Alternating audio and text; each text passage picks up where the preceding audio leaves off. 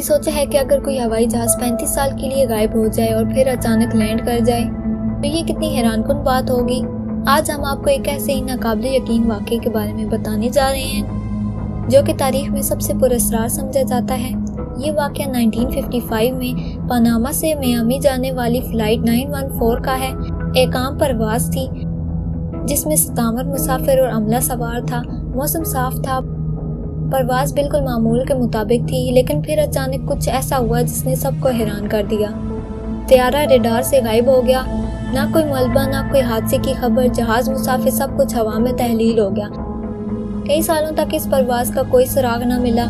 یہ سمجھا گیا کہ شاید یہ جہاز کسی حادثے کا شکار ہو کر سمندر میں گر چکا ہے، لیکن پھر 35 سال بعد ایک ایسا واقعہ ہوا جس نے سب کے ہوش اڑا دیے۔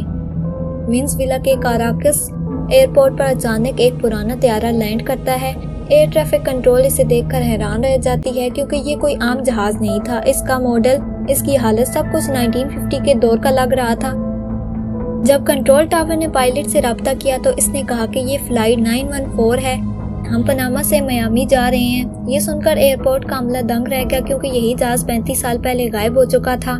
جب پائلٹ کو بتایا گیا کہ یہ سال 1990 ہے تو وہ حیران رہ گیا۔ مسافروں کو بھی یہ سن کر دھچکا لگا کہ وہ 35 سال آگے آ چکے ہیں، لیکن اس سے بھی زیادہ عجیب بات یہ ہوئی کہ جیسے ہی ایئرپورٹ کی سیکیورٹی گارڈ نے جہاز کے قریب جانے کی کوشش کی، پائلٹ نے گھبرا کر دوبارہ ٹیک آف کر لی اور جہاز کو فضا میں لے گیا۔ اس کے بعد وہ جہاز پھر کبھی نظر نہیں آیا۔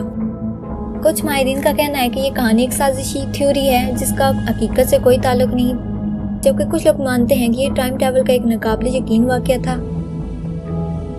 کیا یہ طیارہ واقعی کسی اور ڈائمینشن میں چلا گیا تھا؟ کیا یہ ٹائم ریپ میں پھنس گیا تھا یا یہ سب محض ایک فرضی کہانی ہے؟ آپ کیا سوچتے ہیں؟ کیا واقعی کوئی جہاز 35 سال بعد واپس آ سکتا ہے یا یہ سب کچھ ایک جھوٹ ہے؟ اپنی رائے کمنٹس میں ضرور دیں۔